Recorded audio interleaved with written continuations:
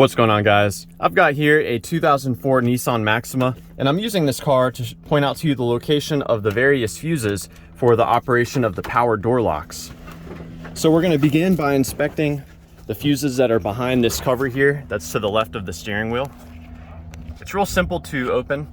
You just grab this and pull it down. It will hinge downward like so.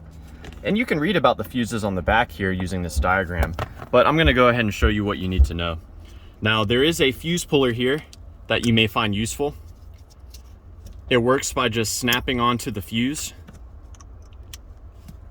and then you pull it straight back, and the fuse will actually fall out through the fuse puller, so kind of a cool design. Now, the fuses here for us to check are going to be fuses 6, 12, which is the one I just removed, and 21 up here at the top. So these are all 10 amp fuses.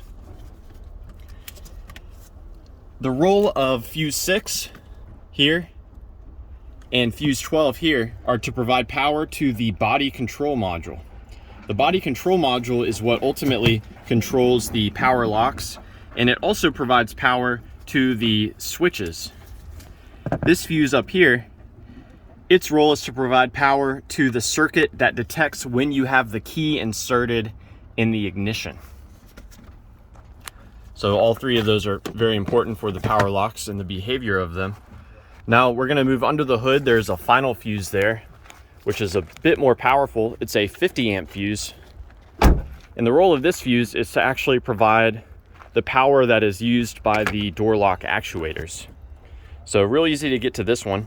We push on this tab here and this cover will hinge upward.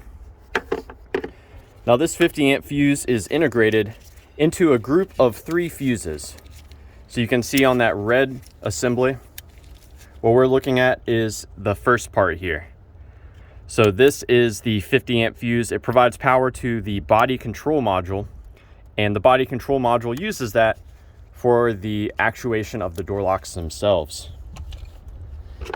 Now, further troubleshooting we can do beyond checking all of the fuses. Let's head back to one of the doors here. I can show you. You know, every time you open and close a door, you're flexing a lot of wires and the wiring assembly that goes to the different switches, as well as the door lock actuators. And with enough flexing, those wires can break over time. So one of the things I like to do when troubleshooting the door locks is I'll keep pressing the door lock switch while I'm repositioning the door. I'm opening it and closing it. If I can find any position at which I can put the door where the car starts to respond to the input to the switch, then that's giving me a pretty good indication that I may have a failing or a broken wire in here where it's making a bad connection. Further troubleshooting beyond that, you know, if you're having an issue with a particular lock on a particular door, you'll need to remove the door panel to inspect the door lock actuator to see if it's getting a power and a ground when you're operating the switch. So yeah, I hope that this information was helpful for you, or at the very least a good starting point in troubleshooting the door locks on your Nissan Maxima. Please do let me know down below if you have any questions or any advice. Thanks for watching.